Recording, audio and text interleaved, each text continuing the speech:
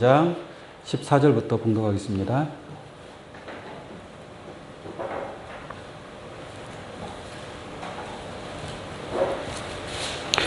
출애굽기 23장 14절입니다. 너는 매년 3차 내게 절기를 지킬지니라. 너는 무교병의 절기를 지키라. 내가 네게 명한 대로 아비벌에 정한 때에 7일 동안 무교병을 먹을지니 이는 그 달에 네가 애굽에서 나왔음이라. 빈손으로 내게 보이지 말지니라. 맥추절을 지키라. 이는 네가 수고하여 밭에 뿌린 것의 첫 열매를 거둠이니라. 수장절을 지키라. 이는 네가 수고하여 이룬 것을 연종의 밭에서부터 거두어 저장함이니라. 너의 모든 남자는 매년 3번씩 주 여호와께 보일지니라. 아멘. 출애굽기 23장 14절로 17절까지 봉독해 드렸습니다. 오늘 이 말씀을 통해서 무교절, 맥추절, 수장절의 섭리라는 제목으로 말씀을 증거하도록 하겠습니다. 할렐루야. 이스라엘 민족에게 해마다 그 3대 절기가 있었습니다.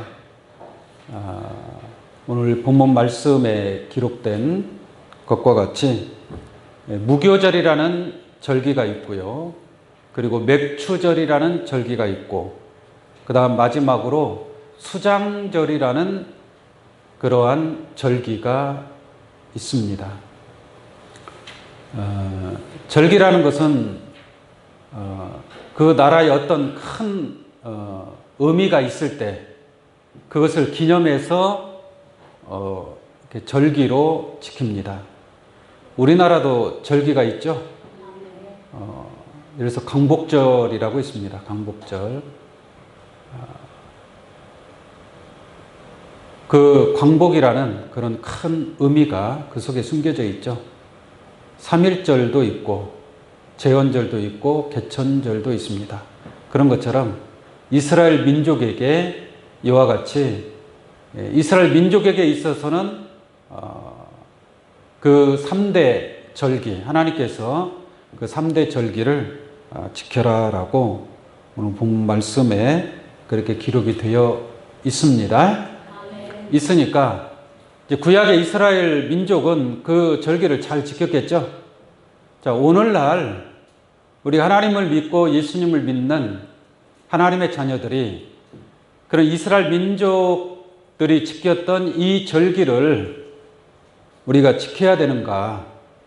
이 절기를 지켜야 되느냐 말아야 되느냐, 안 지켜도 된다라고 서로 이렇게 논쟁하고 싸우는 그런 경우가 굉장히 많이 있습니다. 어떤 교단에서는 6월절은 꼭 지켜야 되고 6월절을 지키지 않으면 마치 잘못된 신앙인 것처럼 그렇게 말하는 많은 사람들도 있습니다. 여기서 6월절이라는 것은 무교절의 첫날을 6월절이다라고 말씀을 드릴 수가 있겠습니다.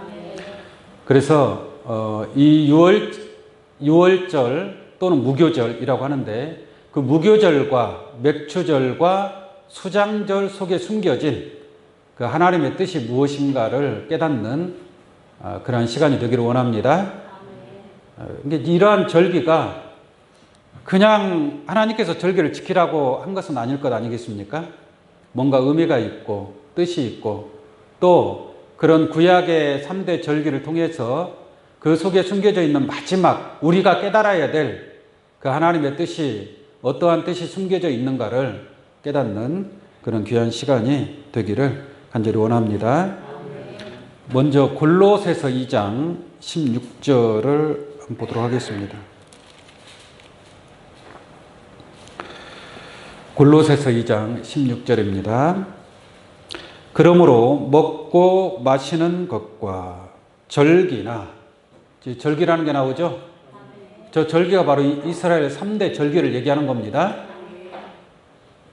율법에 보면은 여러 가지 또 먹고 마시는 것도 정해져 있죠. 그러한 먹고 마시는 것과 절기나 월삭이나, 월삭이라는 것은 매월 초 하루에 제사를 드리는 것을 얘기합니다.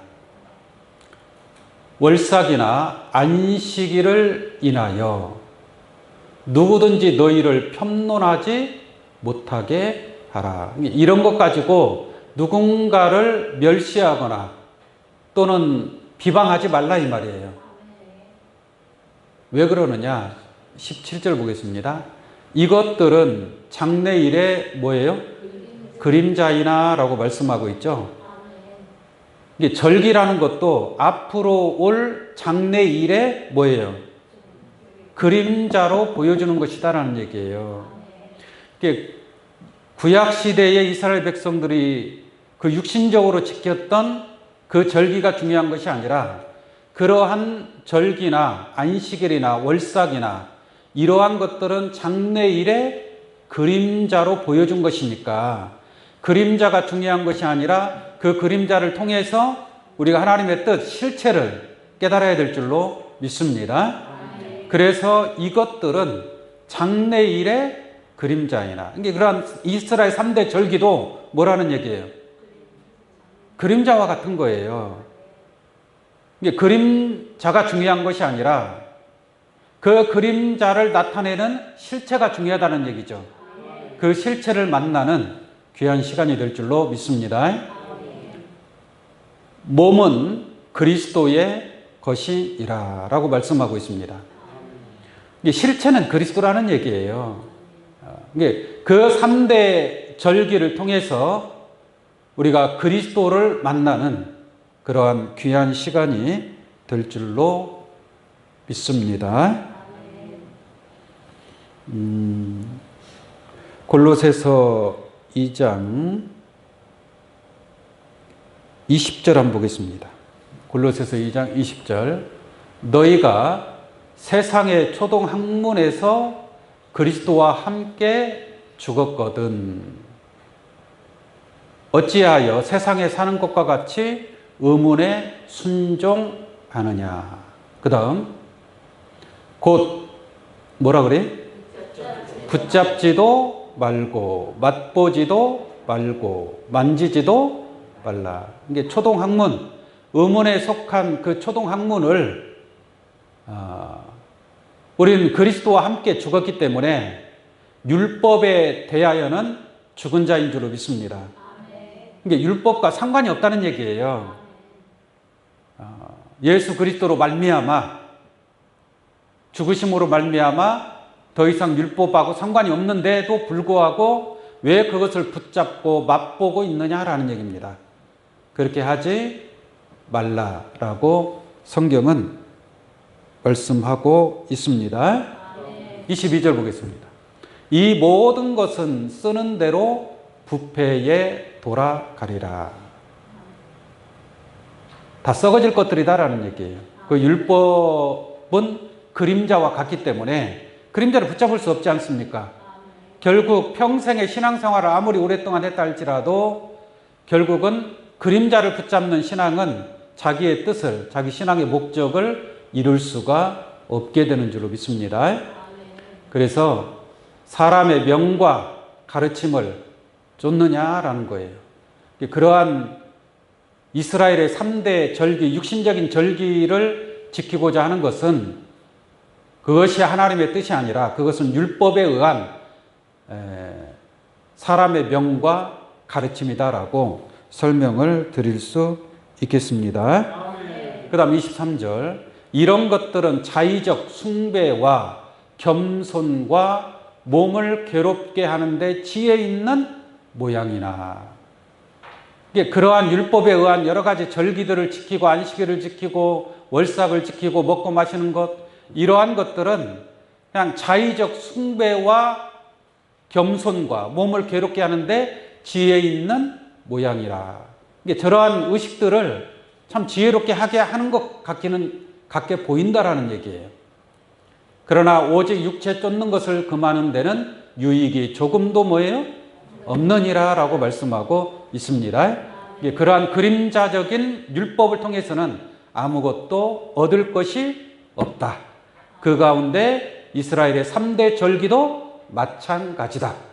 그럼 그 3대 절기를 통해서 우리가 알아야 될 하나님의 뜻이, 그 속에 숨겨진 뜻이 무엇인가를 깨닫는 것이 더욱 중요하다라고 말씀을 드립니다. 자, 오늘 본 말씀 다시 한번 보겠습니다. 너는 매년 3차 내게 절기를 지킬지니라. 해마다 3번씩 절기를 지켜라, 이렇게 말씀하고 있는 겁니다. 자, 첫 번째 절기가 뭐예요? 내가 네게 명한 대로 15절 보겠습니다. 15절 너는 무교병의 절기를 지켜라. 무교병의 절기를 지켜라. 그래서 무교절이라고 합니다. 무교절. 내가 네게 명한 대로 아비벌에 정한 때에 7일 동안 무교병을 먹을지니 이는 그 달에 네가 애굽에서 뭐예요? 나왔음이니라. 이스라엘 백성들이 애굽에서 430년 동안 노예처럼 살았잖아요. 그러다가 저 유월절의 섭리 또는 무교절의 섭리를 통해서 이스라엘 백성들이 애굽에서 430년의 해방을 받아 나왔기 때문에 그것을 기념하기 위해서 무교절의 절기를 지키라라고 말씀하고 있습니다. 무교절이라는 것은 말 그대로 누룩 없는 떡이라는 뜻입니다. 이게 저 절기 때에는 누룩 없는 떡을 먹어야 돼요. 만약에 누룩이 들어간 떡을 먹으면 심판을 받습니다. 심판을 받습니다. 자, 출애굽기 12장 15절을 한번 보겠습니다.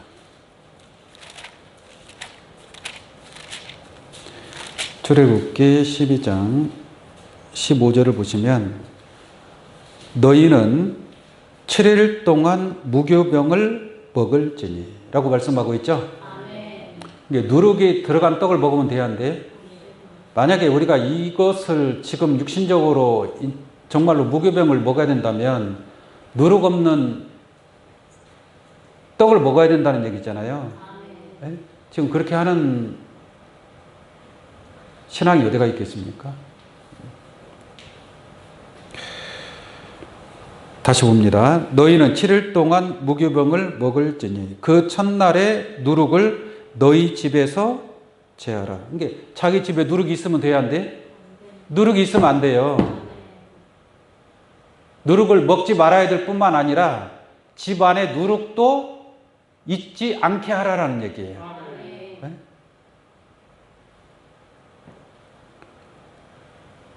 십계명의 첫 계명이 뭐예요? 첫 계명이? 나 외에 다른 신들을 네게 있게 하지 말지니라 라고 되어 있어요. 다른 신을 섬기지도 말아야 될 뿐더러 네 다른 신들이 네게 있게 하지 말지니라. 무슨 말인지 아시겠습니까? 그런 것처럼 누룩을 먹어서도 안 되고 무교병, 누룩 없는 떡을 먹어야 되고 그 누룩이 너희 집에 있게 하지 말지니라 이렇게 말씀하고 있습니다. 다시 볼까요? 너희는 7일 동안 무교병을 먹을지니 그 첫날에 누룩을 너희 집에서 뭐야? 제하라. 이게 너희 집에 누룩이 있게 하지 말라는 얘기예요. 가지고 있지도 말아라라는 얘기죠. 무릇 첫날부터 7일까지 유교병을 먹는 자는, 유교병은 뭐예요? 누룩이 들어간 떡을 얘기하는 거예요. 어떠한 누룩이라도 누룩이 들어간 떡을 먹으면 이스라엘 중에서 어떻게 되는 거예요? 끊쳐지리라 라고 말씀하고 있습니다. 그러니까 누룩을 먹으면 안 된다는 얘기죠. 절대로. 누룩이 네 주위에 있게 하지도 말라. 이렇게 말씀하고 있습니다. 18절 한번 보겠습니다. 정월 그달 14일 저녁부터 21일 저녁까지 너희는 무엇을 먹을 것이요? 무교병을 먹을 것이요. 라고 분명하게 말씀하고 있고요. 20절 한번 보겠습니다. 너희는 아무 유교물이든지 먹지 말고 너희 모든 유하는 곳에서 무교병을 먹을지니라. 이것이 바로 무교절을 지키는 것이다 라고 설명을 드릴 수 있겠습니다. 출애굽기 13장 7절 한번 보겠습니다. 7일 동안에는 무교병을 먹고 유교병을 너희 곳에 있게 하지 말며. 확실하게 말씀하고 있습니다. 아예 유교병을 너희 곳에 있게 하지 말며 옆에 두지도 말라 이 말이에요. 네 지경 안에서 누룩을 네게 보이지도 말게 하라 라고 말씀하고 있는 줄로 믿습니다.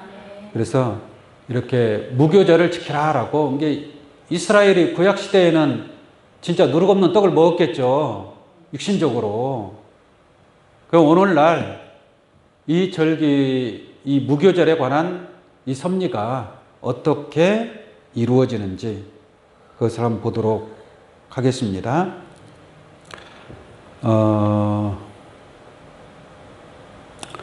고린도전서 말씀을 보도록 하겠습니다. 고린도전서 5장 6절입니다.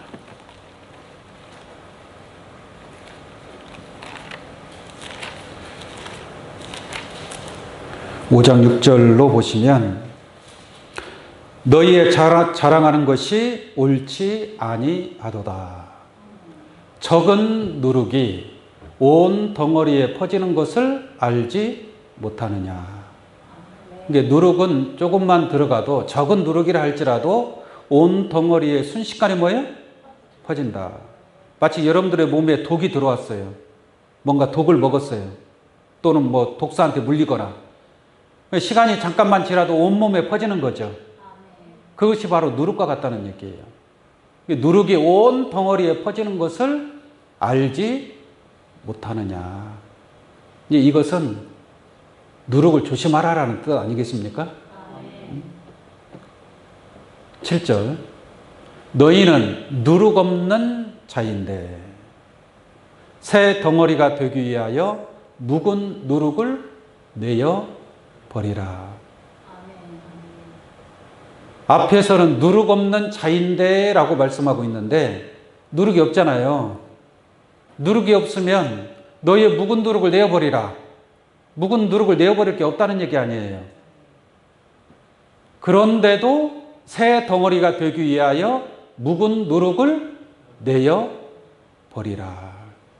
우리의 유월절 양 그리스도께서 희생이 되셨느니라 라고 말씀하고 있습니다. 그러니까 묵은 누룩을 내어버려라. 묵은 누룩. 묵은 누룩이라는 것은 예를 들어서 묵은 쌀. 그럼 뭐예요? 햅쌀이 아니라는 얘기잖아요. 1년이 됐든 2년이 됐든 3년이 됐든 그런 쌀을 묵은 쌀이라고 하는 거 아니겠습니까? 묵은 김치도 마찬가지겠죠. 그죠? 이게 누룩도 묵은 누룩이 있다는 얘기예요. 성경에서 떡이라는 것은 하나님의 말씀을 가리켜서 떡으로 비유하고 있는 줄로 믿습니다. 예수님은 나는 하늘에서 내려온 산 떡이다. 그럼 예수님은 누룩이 들어간 떡이에요? 누룩 없는 떡이에요? 누룩 없는 떡이죠. 그래서 내 살을 먹고 내 피를 마시는 자는 영생을 가졌고 마지막 날에 다시 살리신다 라고 말씀하고 있습니다. 그래서 떡이 두 종류의 떡이 있다는 얘기예요. 누룩이 있는 유교병, 누룩 없는 무교병. 할렐루야.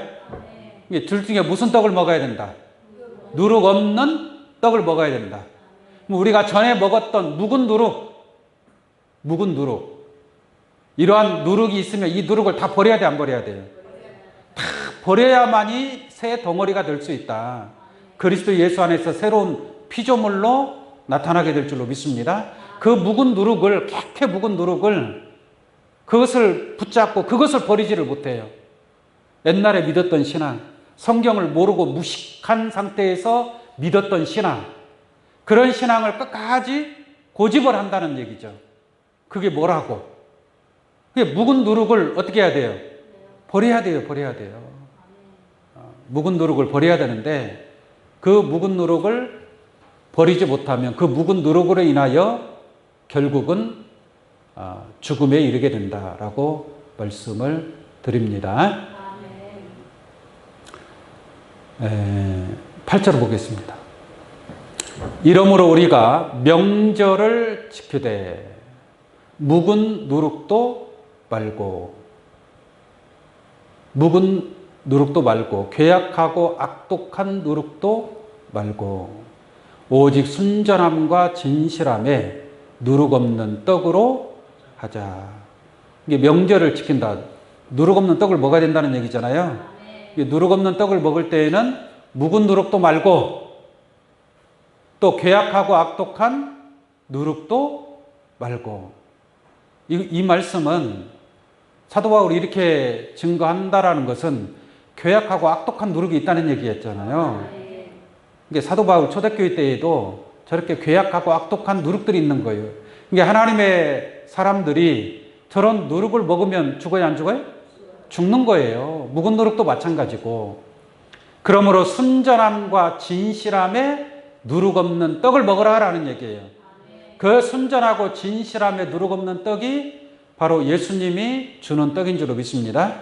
내가 곧 길이요 진리요 생명이라고 하는 그 진리의 말씀만이 누룩 없는 떡이 된다라고 말씀을 드립니다. 그러나 바리새인 율법사들도 말씀을 증거했단 말이에요.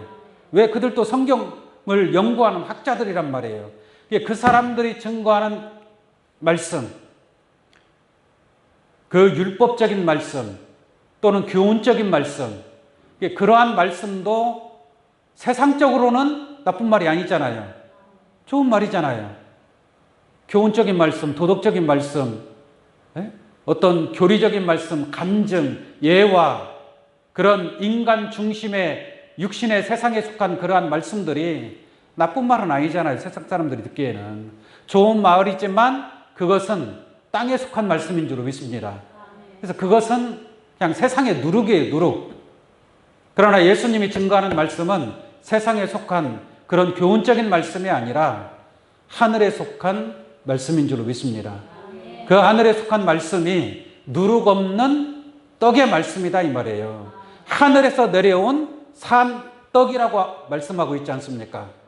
이게 하늘에서 내려온 산떡이 누룩 없는 떡이다. 그러나 이 세상에 속한 지식에 관한 말씀들은 전부 다 누룩이 들어간 유교병의 떡이다라고 말씀드릴 수 있는 줄로 믿습니다. 마태복음 16장 11절 한번 보겠습니다. 마태복음 16장 11절 보겠습니다. 11절. 어찌 내 말한 것이 떡의 관함이 아닌 줄을 깨닫지 못하느냐. 예수님이 제자들한테 누룩을 조심해라 하라고 했거든요. 여러분들도 뭘 조심해야 돼요? 누룩을 조심해야 돼요. 오늘날 이 세상은 괴악하고 악독한 누룩이 꽉 찼습니다. 무슨 말인지 아시겠어요? 그러나 우리는 오직 순전함과 진실함에 진리의 말씀을 먹어야 될 줄로 믿습니다. 그런데 오늘날 많은 사람들이 괴악하고 악독한 그러한 누룩을 먹었기 때문에 사람이 아주 괴악하고 악독한 사람이 되어버리는 거예요.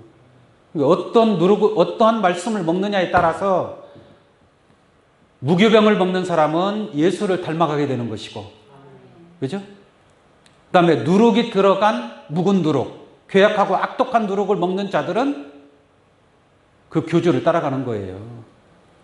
그 교리를 믿고. 이게 사람이 괴악하고 악독하게 변해가는 것입니다. 그래서 예수님 그러잖아요. 누룩을 조심해라. 누룩을 조심해라. 누룩이 네 집에 있게 하지 말지니라. 할렐루야. 여기는 여러분들의 집인 줄로 믿습니다. 교회는 하나님의 집이죠. 하나님의 자녀들의 집이고, 이 가운데 누룩이 있으면 돼야 안 돼? 누룩을 있게 하지 말지니라. 하나님의 말씀이 아닌 거짓된 거짓 복음을 전하는 자가 있다면 그것이 곧 누룩이 된다라고 말씀을 들을 수 있겠습니다. 자, 다시 보겠습니다. 어찌 내 말한 것이 떡의 간함이 아닌 줄을 깨닫지 못하느냐. 오직 바리새인과 사두개인들의 뭐예요? 누룩을 조심해라 이 말이에요. 바리새인과 사두개인들의 그들의 말씀, 그들의 가르치는 가르침, 그것을 조심해라 이거예요. 12절. 그제야 제자들이 떡의 누룩이 아니요 바리새인과 사두개인들의 교훈을 삼가라고 말씀하신 줄을 깨달으니라 라고 말씀하고 있는 줄 믿습니다. 이게 아무리 좋은 교훈의 말씀이라 할지라도 그것은 뭐예요? 뭐가 되는 거예요? 누룩이 되는 거예요. 누룩. 그래서 누룩 없는 떡을 먹는 것이 무교절의 절기를 지키는 것이다 라고 말씀드릴 수 있겠습니다. 구약시대에는 7일 동안 무교병을 먹었지만 여러분들은 7일 동안 먹어야 돼요? 계속 먹어야 돼? 계속. 아예 유교병은 쳐다보지도 말고 진리의 말씀, 무교병의 말씀을 먹을 수 있는 귀한 여러분들 되시기를 원합니다. 자, 오늘 본 말씀 다시 보겠습니다. 16절 보겠습니다. 16절 출애굽기 23장 16절입니다. 맥추절을 지키라. 아까는 무교절을 지키라 그랬죠? 이번에는 맥추절을 지키라. 추라는 것은 추수한다는 얘기죠. 맥은 보리맥자입니다. 이게 보리를 추수하고 난 뒤에 지키는 절기 이렇게 생각하시면 되겠어요. 이게 맥추절을 지키라. 이게 보리 추수를 한다는 얘기예요. 보리 추수를 한다는 얘기인데 맥추절을 지키라. 이는 네가 수고하여 밭에 뿌린 것의 첫 열매를 거둠이니라. 이게 맥추절에는 첫 열매를 거둔다는 얘기예요. 첫 열매를 거둔다라는 것은 그 다음 열매를 거두는 것도 있다는 얘기잖아요. 그 다음 뭐라 그랬어요? 수장절을 지키라. 이게 맥추절을 지키라, 수장절을 지키라. 근데 이 수장절이라는 것도 곡식을 추수하고 난 뒤에 지키는 절기란 말이에요. 이게 무엇인가를 추수하고 지키는 절기가 두 번 있는 거예요. 그게 하나가 뭐예요? 맥추절이고 또 하나는 수장절이라고 얘기하는 겁니다. 자, 수장절을 지키라. 이는 네가 수고하여 이룬 것을 연종의 밭에서부터 거두어 뭐예요? 저장하는 게 거두어서 저장한다라고 해서 수장이라고 얘기하는 거예요. 그래서 수장절. 이게 수장절에 뭔가 거두는 게 있고 또 맥추절에 거두는 게 있다는 얘기죠. 똑같이 추수를 하고 난 뒤에 지키는 절기가 맥추절과 수장절이라는 게 있습니다. 그럼 이 맥추절은 수장절보다 먼저 지키는 절기란 말이에요. 이게 추수가 앞서서 추수한 절기를 지키는 게 맥추절이고, 그다음에 맨 나중에 끝에 가서 저기 보면은 수장절을 지키라. 이는 네가 수고하여 이룬 것을 연종이라는 것은 뭐예요? 끝에 가서 이 말이에요. 그 해의 마지막에 가서 추수를 한다는 얘기입니다. 그래서 마지막 때 연종에 하는 추수가 수장절이고 그보다 먼저 앞서서 하는 게 맥추절이다. 이렇게 생각하시면 되겠습니다. 그래서 먼저 맥추절에 관해서 한번 보도록 할게요. 맥추절을 지키라. 이는 네가 수고하고 밭에 뿌린 것의 첫 열매를 거둠이니라 라고 말씀하고 있죠. 첫 열매를 뭐라고 하냐? 처음 초자 열매 실자. 그래서 초실절이라고도 합니다. 초실절. 초실절이라고도 하고 또 칠칠절이라고도 합니다. 칠칠절이라고도 하고 오순절이라고도 합니다. 이 출애굽기 34장 보겠습니다. 출애굽기 34장 22절. 자, 저기 보세요. 77절 곧 뭐라 그래요? 맥추의 초실절을 지키고, 그리고 가을에는 무엇을 지켜라? 수장절을 지켜라. 이게 가을에 추수가 있다는 얘기죠. 가을 추수는 수장절이고, 그 가을보다 앞서 봄에 하는 추수가 보리를 추수하는 거다 이 말이에요. 그래서 그 맥추절을 칠칠절이라고도 하고 초실절이라고도 합니다. 칠칠절이라는 것은 왜 칠칠절이라고 하느냐? 무교절로부터 7일이 7번 지난 다음 날 맥추절을 지키는 거거든요. 그래서 칠칠절이라고 얘기하는 겁니다. 칠칠절. 또 다른 말로 할 때는 오순절이라고도 얘기합니다. 오순절. 오순절 많이 들어보셨죠? 네?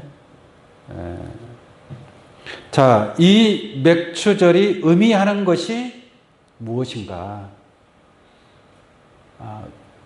맥추의 초실절을 지키라라고 했는데, 초실은 첫 열매라고 그랬죠? 첫 열매. 이 첫 열매에 관해서 한번 잠깐 보도록 하겠습니다. 고린도 전서 15장 20절 한번 볼게요. 그러나 이제 그리스도께서 죽은 자 가운데서 다시 살아 잠자는 자들의 뭐가 되었어요? 첫 열매가 되셨도다 라고 말씀하고 있습니다. 예수님이 첫 열매라는 것을 알 수가 있겠죠? 22절 한번 볼까요? 23절. 그러나 각각 자기 차례대로 되리니 먼저는 첫 열매인 누구요? 그리스도요 라고 말씀하고 있습니다. 그러니까 맥추절의 절기를 칠칠절, 초실절이라고 얘기하는 것처럼 이 첫 열매는 예수 그리스도임을 알 수가 있습니다. 그 다음에 사도행전 2장을 한번 보도록 하겠습니다. 사도행전 2장 1절을 보겠습니다. 여기서 보면 오순절 날이 이르매라고 말씀하고 있죠. 오순절이라는 것은 말 그대로 예수님이 부활하시고 난 이후에 50일째 되는 날을 오순절이라고 합니다. 아까 칠칠절도 7칠은 49, 49일이 지난 다음 날이 50일째잖아요. 그게 그 50일째 되는 날이 맥추절, 칠칠절, 초실절, 오순절 이렇게 얘기하는 거예요. 그러니까 오순절이라는 것도 오자가 다섯 오자고 순자는 열흘 순자입니다. 그러니까 열흘이 5번 지나가면 50일 아니에요. 우리가 초순, 중순, 하순 그러죠.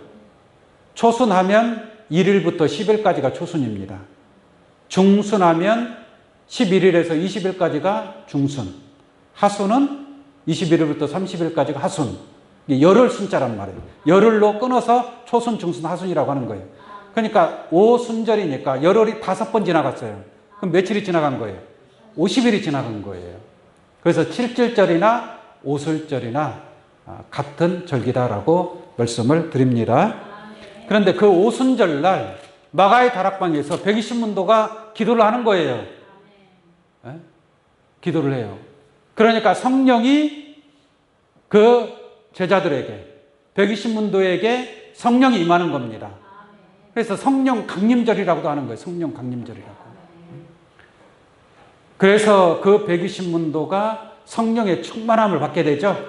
성령의 충만함을 받고 또 방언의 은사를 받고 또 여러 가지 은사를 받게 됩니다. 이게 그러한 성령의 충만함을 통해서 120문도가 복음을 전파하게 되고, 그때부터 예수님이 십자가 달릴 때에는 다 도망갔던 제자들이 이제는 도망가요, 안 도망가요? 도망을 가지 않아요. 죽으면 죽으리라라는 믿음으로 그 예수 복음을 전파하게 된 줄로 믿습니다. 그 복음을 전파하면서 그 제자들이 복음을 전파하고 열매를 맺고 교회를 세우고 그러한 역사가 이루어지게 된다 이 말이에요. 그러므로 말미암아 예수를 믿는 많은 회개하고 예수를 믿는 자들이 많이 나타나게 된 줄로 믿습니다. 그들이 바로 예수 그리스도를 통해서 맺어진 그러한 열매들이다라고 말씀을 드릴 수 있습니다.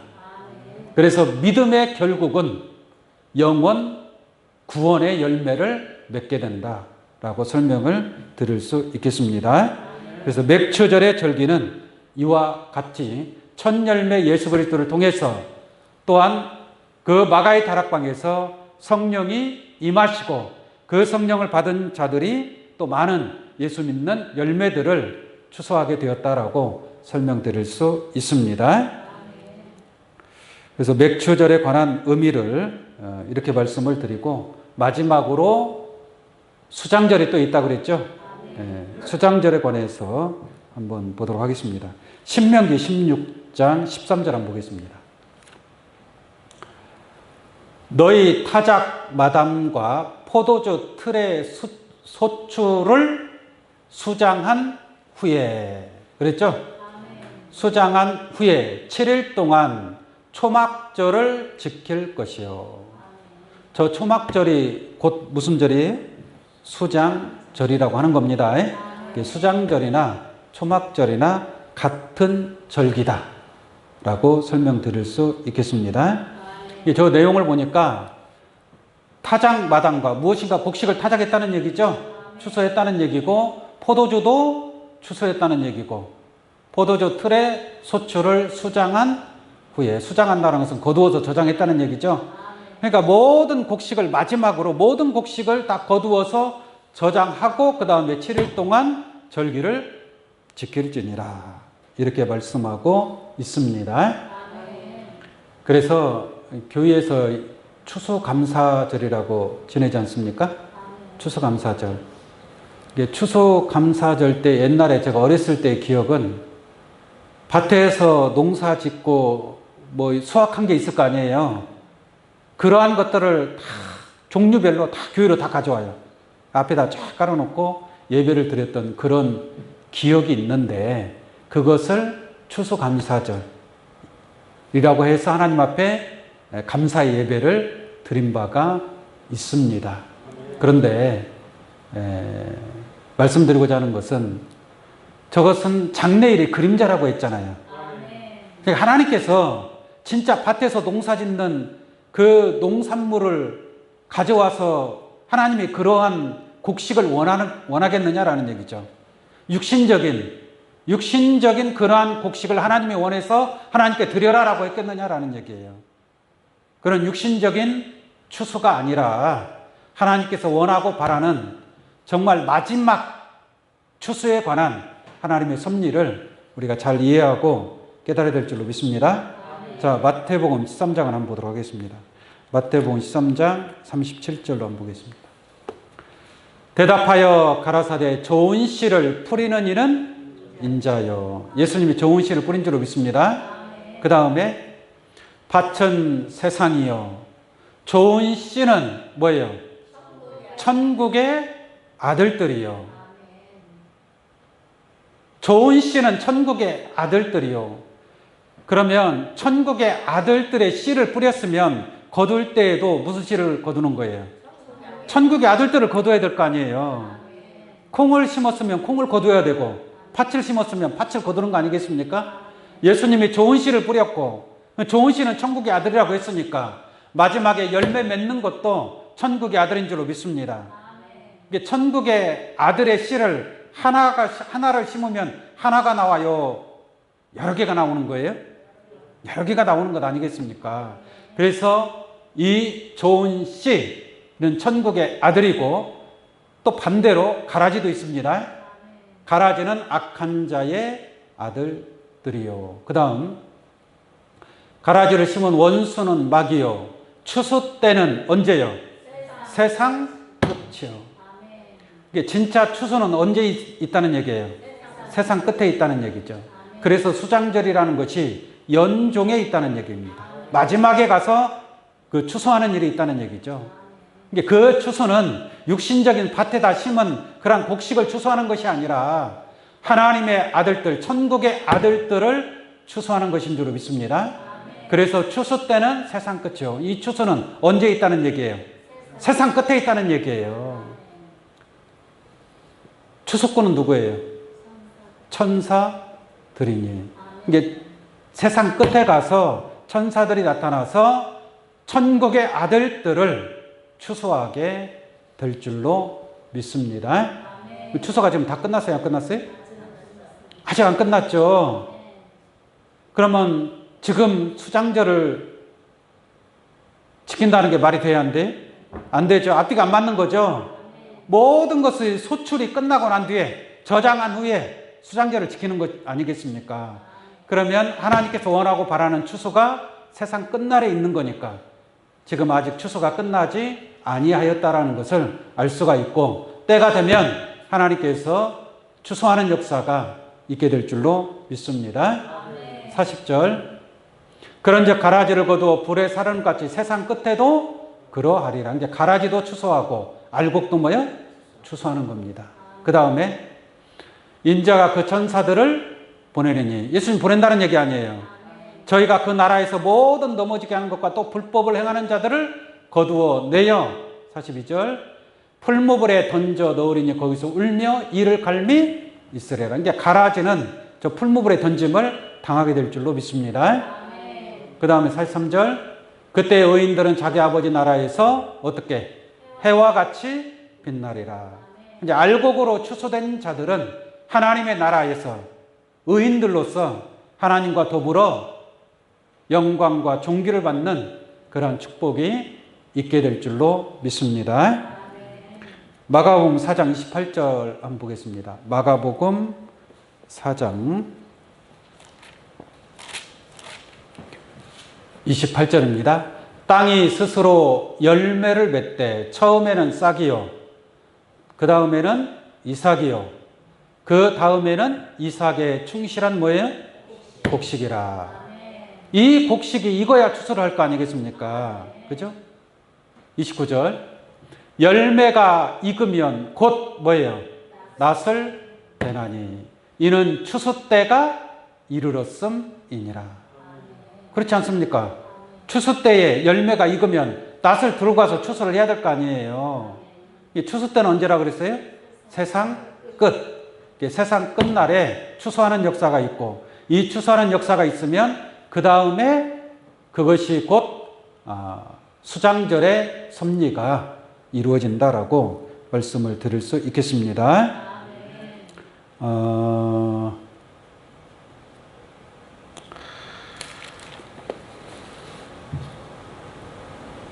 마태복음 24장 31절 한번 보겠습니다. 마태복음 24장 31절,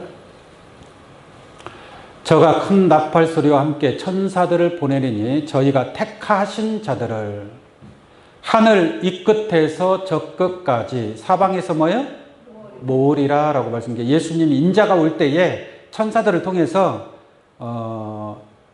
곡식을 추수한다 이 말이에요. 곡식을 택하신 자들을 하늘 이 끝에서 저 끝까지 사방에서 뭐예요? 모으는 이런 역사가 있게 될 줄로 믿습니다. 그런데 그 추수하는 역사가 지금 끝났어요? 안 끝났어요? 아직 안 끝났다라는 얘기죠. 그래서 그러한 절기는 그림자적으로 보여주는 것이고, 그 수장절에 추수하는 역사가 바로 이와 같은 역사로 이루어지는 줄로 믿습니다. 자, 마지막으로 하나만 더 보도록 하겠습니다. 계시록 14장 14절 보겠습니다. 계시록 14장 14절, 또 내가 14장 14절입니다. 또 내가 보니 흰 구름이 있고 구름 위에 사람의 아들과 같은 이가 앉았는데, 구름 위에 누가 앉아 있어요? 사람의 아들과 같은 이가 앉았는데, 사람의 아들 같으니까 인자 같은 이가 되겠죠? 인자 같은 이, 인자 같은 이가 앉아 있는데 그 머리에는 금 면류관이 있고 그 손에는 무엇을? 이한 낫을 가졌더라 라고 말씀하고 있습니다. 낫 가지고 있으니까 뭐예요? 추수하는 자 아니겠습니까? 추수꾼. 마지막 때 추수꾼이 나타나야 돼, 안 나타나야 돼? 추수꾼이 나타나서 추수를 열매, 곡식이 익으면 낫을 된다고 그랬잖아요. 이게 추수하는 역사가 있어야 되겠죠. 그 추수가 끝나야 뭐 추수감사절을 지키든 할 거 아니에요. 추수가 끝나지도 않았는데 무슨 추수감사절을 지킨다고 오늘날 교회에서 무슨 맥추감사절, 추수감사절 그런 절기를 지키지 않습니까? 우리가 그런 절기를 지킨다고 해서 뭐 잘못됐다는 얘기는 아니지만 그 영적인 하나님의 뜻과 섭리를 바로 깨달아야 될 줄로 믿습니다. 그래서 그 손에 이한 낫을 가졌더라. 구름 위에 앉으신 인자 같은 이가 땅의 곡식을 추수하는 그런 사명이 있다는 것을 알 수가 있고요. 16절을 보겠습니다. 구름 위에 앉으신 이가 낫을 땅에 뭐예요? 휘두르매. 낫이 있어야 추수할 것 아니겠습니까? 곡식을 추수하기 위해서는 낫이 필요한 줄로 믿습니다. 낫을 땅에 휘두르매 곡식이 뭐예요? 거두어지니라 라고 말씀하고 있습니다. 구름 위에 앉으신 이를 통해서 하나님의 그 추수할 수 있는 낫을 가진 자를 통해서 이 땅에 곡식을 추수하는 세상 끝날에 이루어질 이러한 하나님의 섭리가 이루어짐으로 말미암아 그 곡식들이 하나님의 천국 곳간에 수장하고 난 이후에 지키는 절기가 수장절이다라고 말씀드릴 수 있겠습니다. 이러한 알곡들로 하나님의 자녀들로 추수되는 귀한 여러분들의 아름답게 익어가는 열매되는 그러한 신앙이 되시기를 예수의 이름으로 축원합니다. 기도하겠습니다.